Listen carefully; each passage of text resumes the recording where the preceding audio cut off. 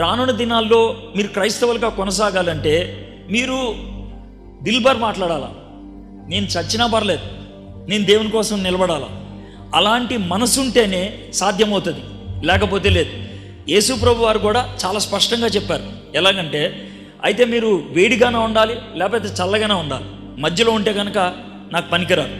కాబట్టి ఈ దినం అలాంటి స్థితిగతుల్లో యేసయ్య మనకి నేర్పించేటువంటి పాఠం ఏంటి, యేసయ్య మన నుంచి ఎలాంటి జీవితాన్ని ఆశిస్తున్నాడు, దాన్ని మనం బైబిల్లోకి వెళ్ళి చూద్దాం. అయితే మీకు తెలుసు యేసు ప్రభు వారు ఈ లోకంలోకి ఎందుకు వచ్చారు సార్?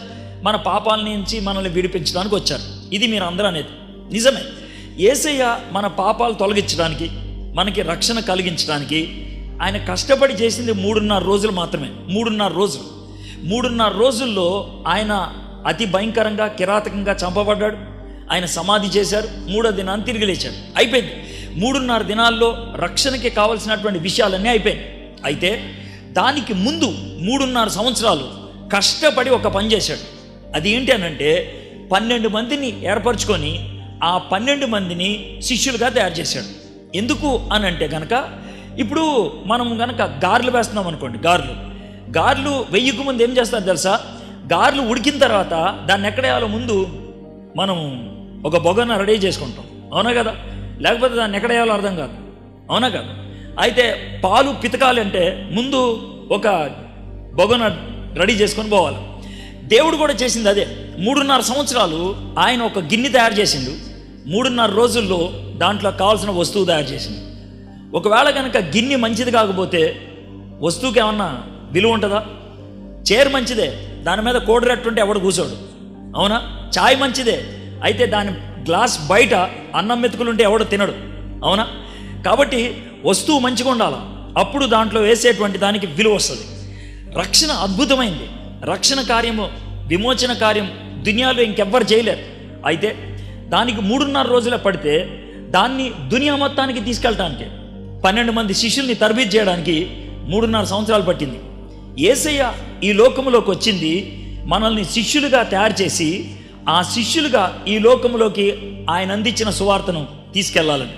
అయితే ఆ శిష్యరికం అంటే ఏంటి అనే దాన్ని ఈరోజు నేర్చుకుందాం. కబీర్ దాస్ అనేటువంటి ఒక కవి ఉండేవాడు. కబీర్ దాస్ చాలా పేరు ప్రఖ్యాతులు గడించిన కవి. ఆయన ఒకసారి అడిగినారంట, ఏమన్నా తెలుసా, నీకు ఒక్కసారే దేవుడు మీ గురువు గారు ఇద్దరు ఒక్కసారి కనుక కనబడితే నువ్వు ఎవరి కాళ్ళు ముందు మొక్కుతావు అని అన్నారంట. అంటే కబీర్ దాస్ ఒక్క క్షణం కూడా ఆక్కకుండా ఏమన్నాడు తెలుసా, గురువుగారి కాళ్ళు పట్టుకుంటా అన్నాడు. ఏ అనంటే, దేవుడు అంటే ఎవడో నేర్పించింది గురువే కదా, గురువు లేకపోతే నాకు దేవుడు తెలుస్తాడా? తెలవాడు. కాబట్టి నాకు గురువు గారే కావాలి అని అన్నాడంట. కాబట్టి యేసయ్య కోరుకునేది ఏంటంటే, నేను మీ గురువుని. యేసయ్య కోరుకునేది అంటే, నేను మీ గురువుని, మీరు నాకు శిష్యులుగా ఉండాలి. ఒకటి. తర్వాత మీరు వేరే శిష్యుల్ని తయారు చేయాలి.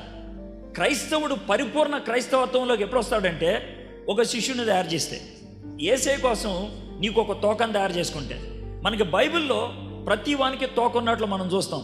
ఏలియాకు ఎలీషా తోక, మోషేకు యోసేపు యెహోషువ తోక, పౌలుకి తిమోతి తోక, అవునా కదా? మరి మీకు ఎవడన్నా తోక ఉన్నాడా? ఉండాలి. దేవుడు కోరుకునేది.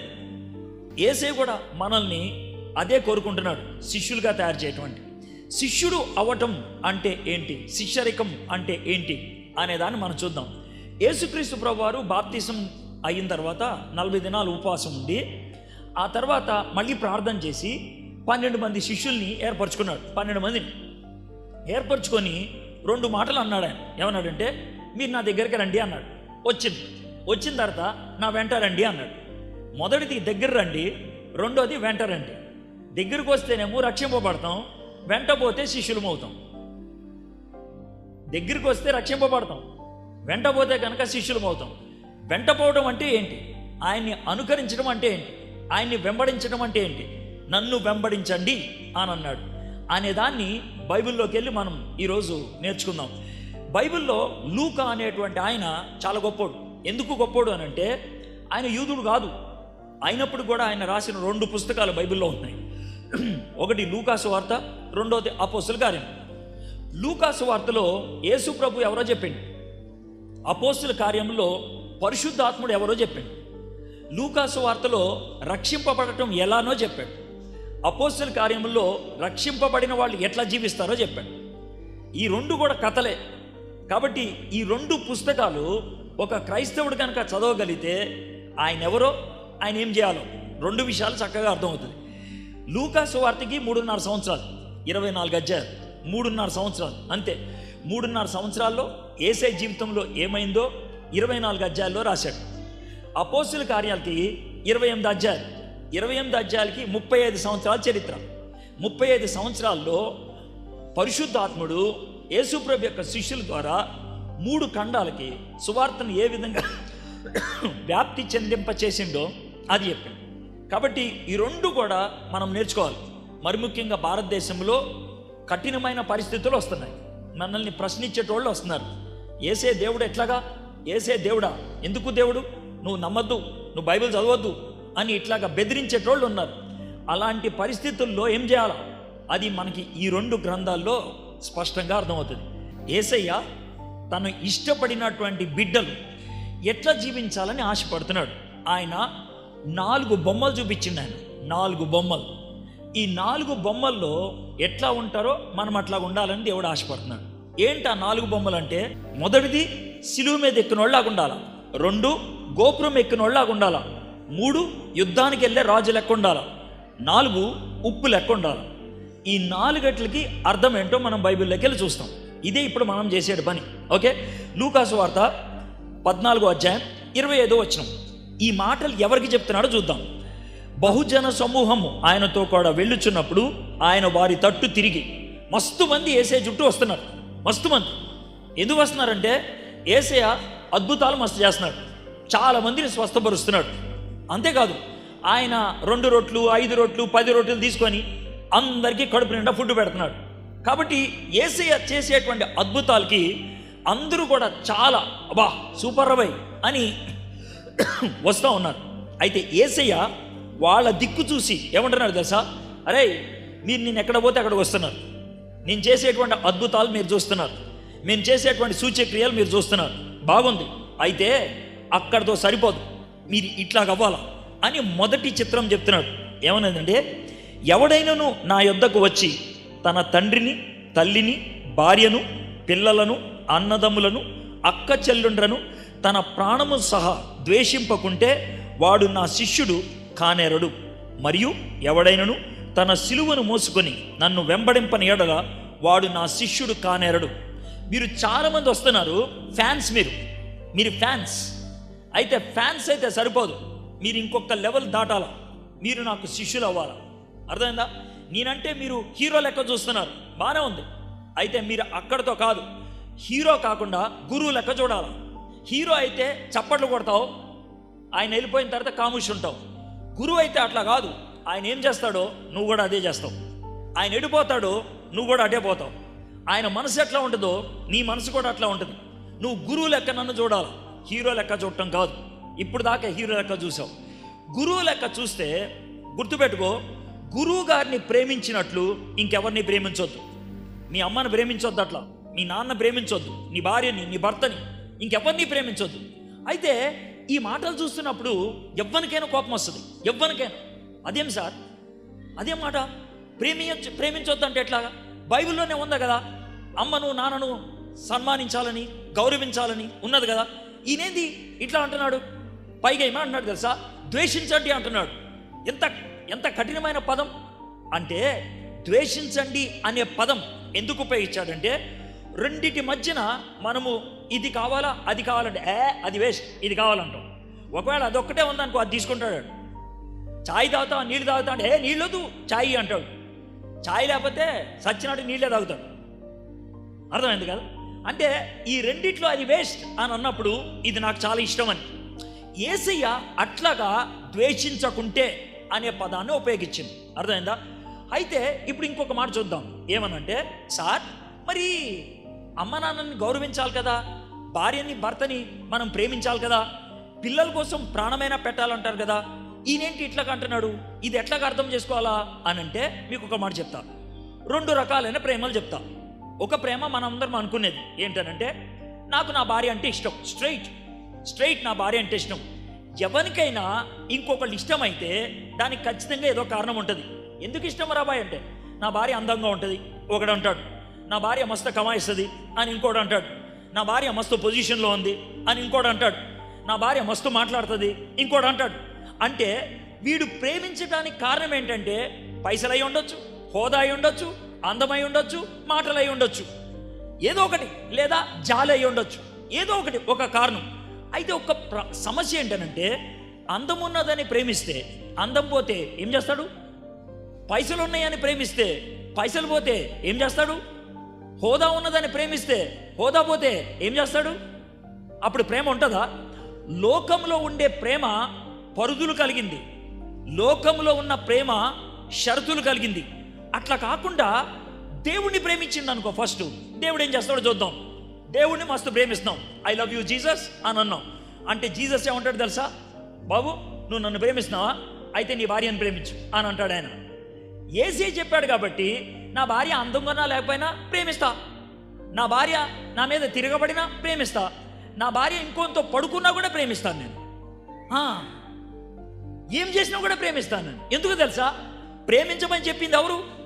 ఆయన. ఆయన్ని ప్రేమిస్తే నేనేమన్నా చేస్తా. కొన్నిసార్లు ఏమంటుంది తెలుసా? రే నాకు మస్తు కోపం వస్తుంది ఆడంటే, నువ్వు వెళ్ళమన్నావు కదా వెళ్తున్నా, వండి చిత్తకొట్టాలని ఉంది నువ్వు చెప్పినావు కదా కాముషున్నా అంటా కదా. అట్లాగా దేవా నువ్వు ప్రేమించమన్నావు కదా ప్రేమిస్తా. దేవుడి నుంచి ఆ ప్రేమ వెళ్తే దానికి పరిధులు ఉండవు, దానికి షరతులు ఉండవు, దాన్ని కారణాలు ఎతకం. ఏ పరిస్థితుల్లో అయినా ప్రేమిస్తూనే ఉంటాం.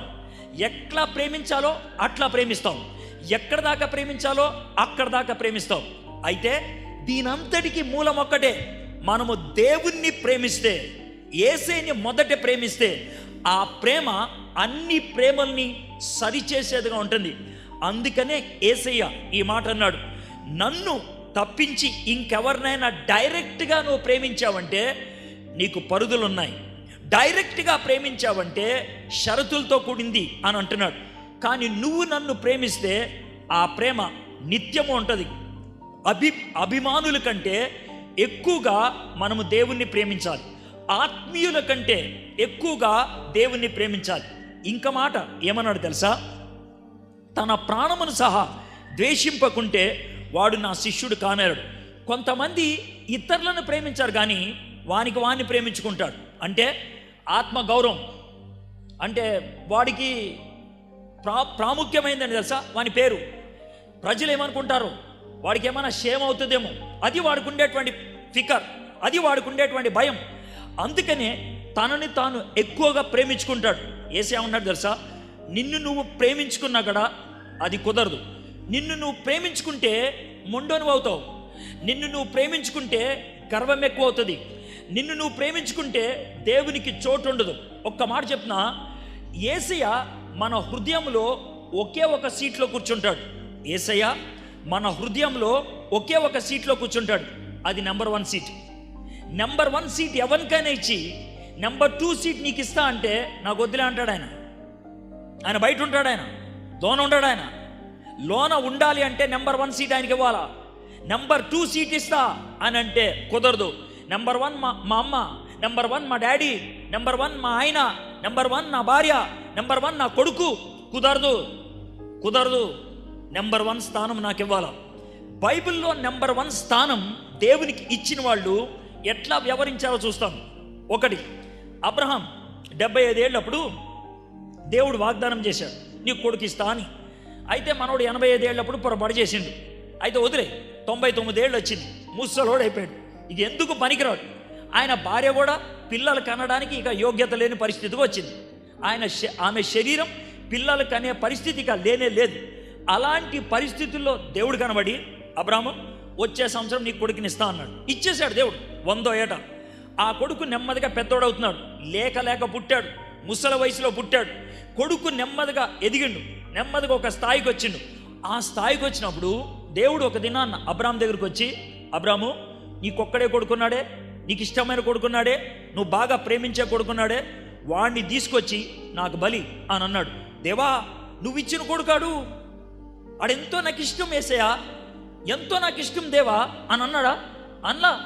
సరే సరే ప్రభా, నువ్వు అడిగావు కదా, రెడీ, ఏమైనా రెడీ అని ఆ దేవుడు చూపించిన కొండ మీదకి తీసుకెళ్ళి ఆయనని నరకడానికి రెడీ అయ్యాడు, ఆయన్ని చంపడానికి రెడీ అయ్యాడు. దేవుడు ఏమన్నాడు తెలుసా? ఆపు ఆపు, ఇప్పుడు దునియాకు అర్థమైంది, నువ్వు కొడుకుని ప్రేమిస్తున్నావు కరెక్టే, కానీ నీ మనసులో తొలి ప్రేమ కొడుకు మీద కాదు, నా మీద. ఇప్పుడు దునియాకు అర్థమైంది. దునియాకి ఈ సంఘటన లేకపోతే ఒకటే అర్థమవుతుంది, అబ్రాహాం కొడుకుని ఎక్కువ ప్రేమించాడని. కానీ ఇప్పుడు అందరికి అర్థమవుతుంది, కొడుకుని కాదు ఆయన ప్రేమించింది, నన్ను, దేవుణ్ణి ప్రేమించాడు. ఆ దేవుణ్ణి బట్టి కొడుకు మీద ప్రేమ అనేది వచ్చింది. రెండోది, మనకి అన్నదమ్ములు ఉంటారు, మన మీద వాళ్ళు కొన్నిసార్లు చెడ్డ పనులు చేస్తారు, మోసం చేస్తారు, భయంకరమైన కోపం వస్తుంది. అయితే అలాంటి పరిస్థితుల్లో దేవుణ్ణి ప్రేమించేవాడు అలాంటి అన్నదమ్ములు కూడా క్షమిస్తాడు. యోసేపు ఉన్నాడు కదా, యోసేపు తండ్రి చచ్చిపోయాడు, యోసేపు వాళ్ళ అన్నోళ్ళు డాడీ చచ్చిపోయాడు, ఇప్పుడు ఇది మనల్ని ఏమైనా చంపుతాడేమో అని, అరే డాడీ ఉన్నప్పుడు చెప్పాడురా ఏమన్నా తెలుసా, మమ్మల్ని క్షమించమని, నేను తప్పు చేసినామరా అని అంటే, అప్పుడు యోసేపు ఏమన్నాడు తెలుసా? మీరు కీడు చేయాలని ప్రయత్నం చేశారు, కానీ దేవుడు దాన్ని మేలుకి మార్చాడు, నేనేమంటారా మిమ్మల్ని క్షమించడానికి, ఐ లవ్ యూ అని అన్నాడు. సొంత అన్నలు 30 రూపాయలకు అమ్మేశారని ఒక బానిసగా, అలాంటి వాళ్ళను కూడా ఎందుకు క్షమించాడు తెలుసా? దేవుని ప్రేమ ఆయనలో ఉన్నది కాబట్టి. ఈ రాత్రి, ఈ మధ్యాహ్నం మిమ్మల్ని అడుగుతున్నటువంటి ప్రశ్న ఏంటనంటే, దేవుణ్ణి మీరు ఆ విధంగా ప్రేమించగలుగుతున్నారా? యేసయ్య కోరుకున్నది అలాంటి ప్రేమ. రష్యా దేశంలో చాలా కాలంగా క్రైస్తవుల్ని హింసించేటువంటి పరిస్థితి ఉన్నది. రిచర్డ్ వుంబ్రెంట్ అనేటువంటి ఒక ఆయన చాలా సంవత్సరాలు రష్యాలో జైల్లో ఉన్నాడు. రష్యా జైల్లో క్రైస్తవుల్ని హింసించేటువంటి కొన్ని సంఘటనలు కథల్లాగా బయట చెప్పాడు. ఒక పాస్టర్ గారు, మైకల్ అనే పాస్టర్ గారి యొక్క కుటుంబంలో జరిగిన విషయం. పాస్టర్ గారి పేరు మైకల్, ఆయన భార్య, వాళ్ళ 16 సంవత్సరాల కొడుకు, ముగ్గురిని జైల్లో పెట్టేశారు. పాస్టర్ని కొట్టి చంపేశారు. అయితే ఒక దినం 16 సంవత్సరాల కొడుకుని జైలు సూపరింటెండెంట్ పిలిచి, అరే మీ బైబిల్లో 10 ఆజ్ఞలు ఉన్నాయంట కదరా, చెప్పరా అన్నాడంట.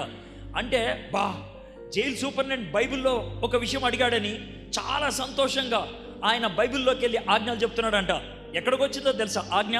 నీ తల్లిని నీ తండ్రిని సన్మానించమని. ఆగా నీ బైబిల్ ఏం చెప్తుందిరా? మీ అమ్మా నాన్నని సన్మానించాలని అని.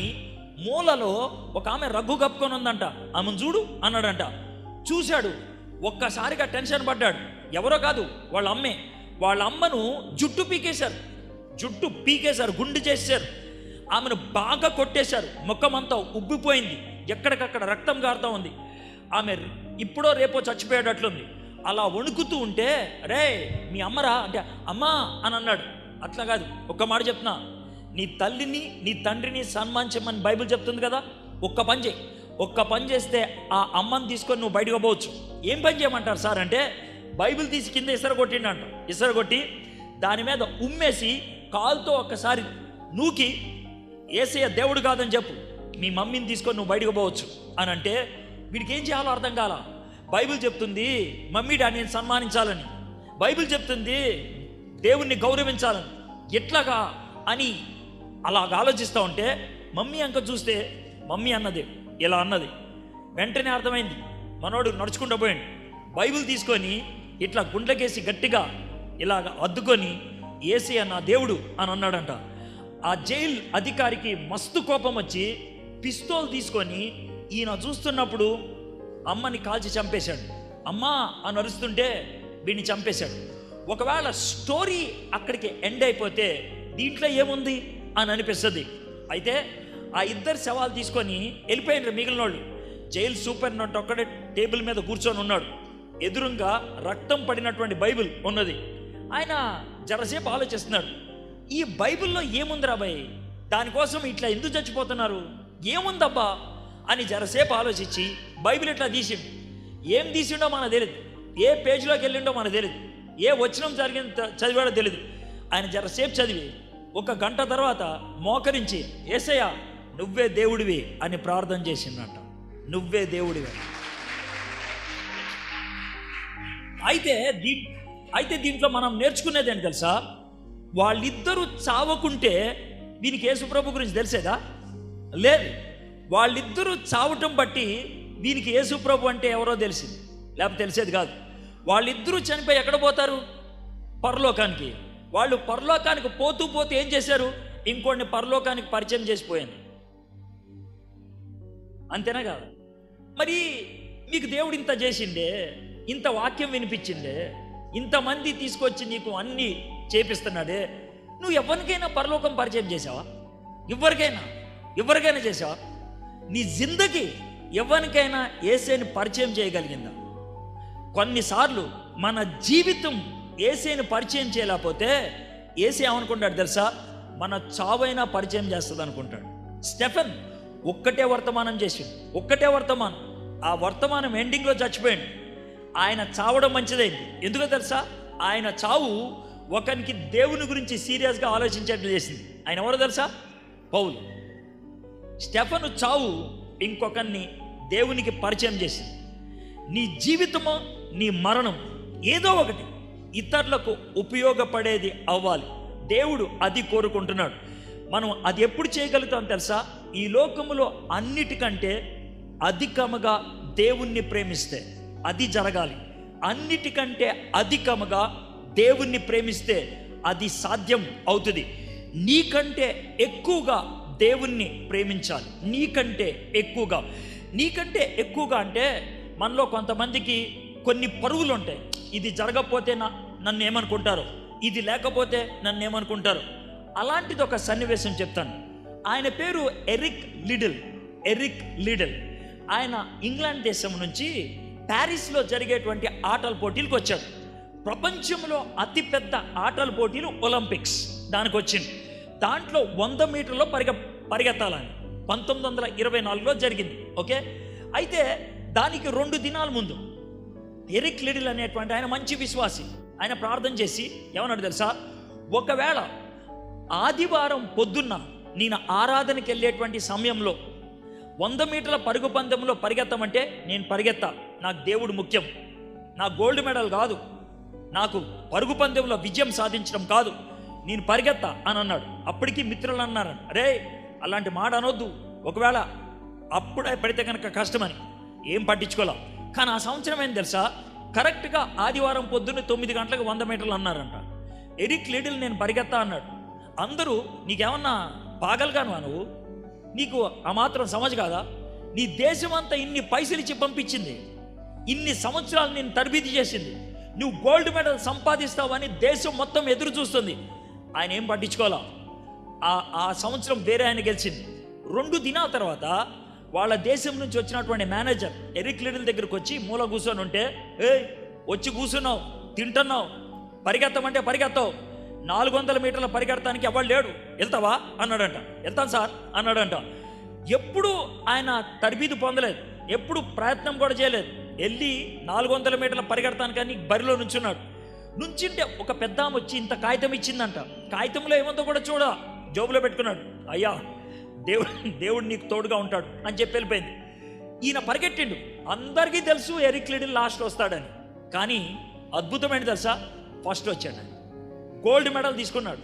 అయితే ఆయన గోల్డ్ మెడల్ తీసుకోవడానికి వెళ్తా ఉన్నప్పుడు ఆయనకి జోబులో ఉన్నటువంటి ఆ కాగితం గుర్తొచ్చి బయటికి తీసి చూసిండు. ఆమె ఒక చిన్న వచనం రాసి ఇచ్చింది. దేవుడు హన్నాకి ఇచ్చిన వాగ్దానం 1 సమూయేలు గ్రంథం 2వ అధ్యాయంలో ఏమంటే తెలుసా? నన్ను గౌరవించిన వారిని నేను గౌరవిస్తాను. ఆ సంవత్సరం ఎరిక్ లిడిల్కి అద్భుతంగా 400 మీటర్ల పరుగు పందెంలో గోల్డ్ మెడల్ వచ్చింది.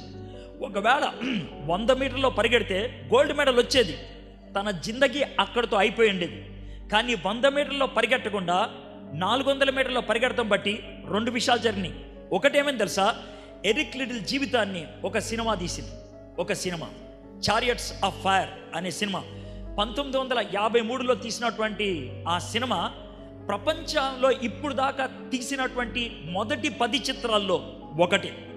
అంత బాగా ప్రజలు ఇష్టపడినటువంటి చిత్రాల్లో ఒక చిత్రమైంది. అది ఆయన సాక్ష్యం, ఆయన జీవితం, ఎరిక్ లిడిల్ యొక్క జీవితం. రెండోది, ఎరిక్ లిడిల్ అది జరిగిన తర్వాత చైనాకి మిషనరీగా వెళ్ళిపోయాడు. అద్భుతమైన పరిచర్య చేశాడు. ఎందుకో తెలుసా? తనకంటే ఎక్కువగా దేవుణ్ణి ప్రేమించాడు, తనకంటే ఎక్కువగా దేవుని ప్రేమించాడు. 27వ వచనం చూద్దాం. మరియు ఎవడైనను తన సిలువను మోసుకొని నన్ను వెంబడింపని ఎడల వాడు నా శిష్యుడు కానేరుడు. సిలువను మోసుకొని ఎందుకు వెళ్తారు? పాలగిన్నె ఎందుకు మోసుకెళ్తారు? పాలు కోసం.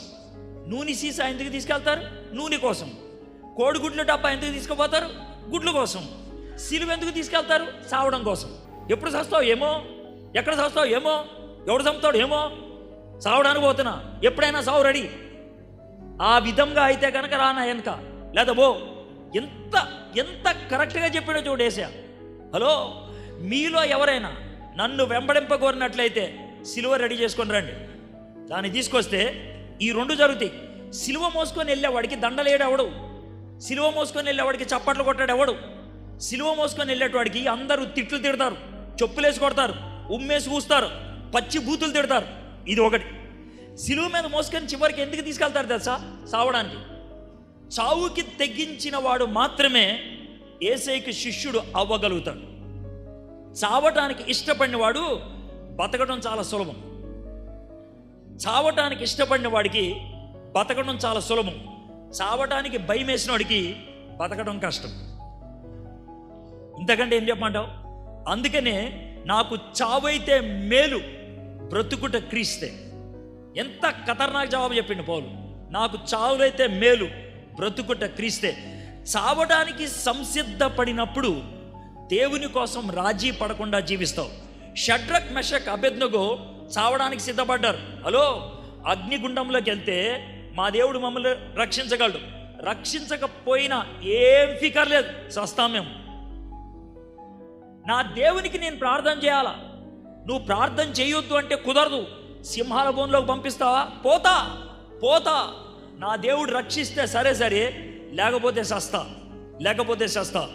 నేను మత్తు ఇంజక్షన్లు తీసుకునేటువంటి 2-3 దినాలకు ఒక్కసారి ఇంజక్షన్ తీసుకోపోతే నాకు నరాలు వీక్నెస్ వచ్చేది. అయితే మారు మనసు పొందిన 2వ దినం జరిగిన విషయం ఇది. మారు మనసు పొందిన 2వ దినం బాగా కడుపు నొప్పి వస్తుంది, ఒళ్ళు షివర్ అయిపోతుంది. నాకు ఎవరైతే యేసుప్రభుని పరిచయం చేసిండో వాడి దగ్గరికి వెళ్ళి చెప్పినా, వాడు ఏమన్నాడు తెలుసా? డాక్టర్ దగ్గర పోదాంరా అని అన్నాడు. డాక్టర్ ఏమన్నాడు తెలుసా? నీకు డ్రగ్ ఎక్కించకపోతే నువ్వు చస్తావు అని అన్నాడు. ఎట్లా అనుకున్నావు? నా దోస్తు అన్నాడు, రారా మన ఇద్దరం ప్రార్థన చేద్దాం అన్నాడు. ఇద్దరం కూర్చొని ప్రార్థన చేస్తున్నాం. నువ్వు చేయరా ప్రార్థన అన్నాడు. ఏం చేయమంటావు అంటే, దేవా కడుపు నొప్పి అని అడగమన్నాడు. నేను నెమ్మదిగా దేవా కడుపు నొప్పి, నెమ్మదిగా సౌండ్ పెరుగుతుంది, స్పీడ్ పెరుగుతుంది, అర్థమైందా? జోరు పెరుగుతుంది. దేవా కడుపు నొప్పి అంటే నొప్పి ఎక్కువైంది కానీ దాకల. ఇది పరిస్థితి. ఇక 10-15 మినిట్ అయిన తర్వాత, రే ఈ కడుపు నొప్పి ఏం పోవట్లా, ఏం చేయమంటావు అన్నాడు. వాడు జరసేపు అలా ఆలోచించి ఏమన్నాడు తెలుసా? అరే ఈ ప్రార్థన చేయరా అన్నాడు. ఏం ప్రార్థన అంటే, దేవా నా కడుపు నొప్పిది లేదా నన్ను తీసుకోపో, ఈ కడుపు నొప్పిది నన్ను తీసుకోపో. మీరు మస్తు నవ్వారు, కానీ నన్ను ప్రార్థన చేయమంటే ఎట్లా ఉండదు చూడండి. అసలు పైగా ఆ ప్రార్థన ఎవరికి చేస్తున్నావు? దేవునికి. ఆయన పుసుక్కు నిన్ను ఆమెనంటే ఏమవుతుంది?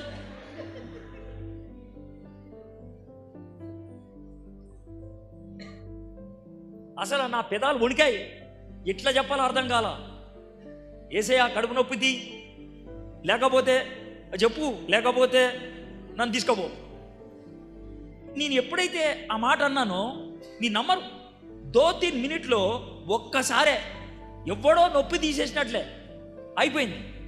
అంటే నేను ఎప్పుడైతే చావుకి తెగించానో దేవుడు నాకు జీవాన్ని ఇచ్చాడు. ఎప్పుడైతే నేను చావుకి తెగించానో నాకు జీవాన్ని ఇచ్చాడు. ఇప్పటికీ నేను మారు మనసు పొందిన తర్వాత ఇన్ని సంవత్సరాల్లో నాకు తెలిసి 9 సార్లు నన్ను చంపాలనుకున్నారు. 9 సార్లు. కానీ దేవుడు నన్ను బతికిచ్చాడు. దేవుడు ప్రతిసారి ఒక సాక్ష్యంగా దాన్ని వాడుకున్నాడు. కాబట్టి నువ్వు సిలువ ఎక్కడానికి ఇష్టపడకపోతే, చావటానికి ఇష్టపడకపోతే దేవునికి శిష్యుడు అవ్వలేవు. ఒక పండితుడు ఏమంటాడు తెలుసా? సిలువెక్కనోడికి 3 ఉండవంట. సిలువెక్కనోడికి 3 ఉండవు. ఏంటంటే అది 3 ఉంటాయి. ఒకటి, వెనకకు చూడలేడు. సిలువెక్కనోడు వెనక చూస్తాడా? చూడలేడు. రెండోది, సిలువెక్కనోడు దిగుతాడా? దిగలేడు. సిలువెక్కనోడు ఒకటే చేస్తాడు, ముందేముందో అదే చూస్తాడు. యేసయ్య ఏమన్నాడు తెలుసా? నువ్వు సిలువెక్కనోడు, వెనకకు చూడొద్దు, అయిపోయింది. కిందకి దిగలేవు, అయిపోయింది. ఇవి ఒక్కటే. నీ విశ్వాసమునకు కర్త, దాన్ని కొనసాగించి వాడి వైపు చూస్తూ బతికే. బస్, ఇక ఏం లేదు. దీన్నే మొదటి చిత్రం సిలువ. మనది సిలువ అనుభవం. సిలువ మీద ఉన్నటువంటి వ్యక్తిలాగా మనం ఉండాలి.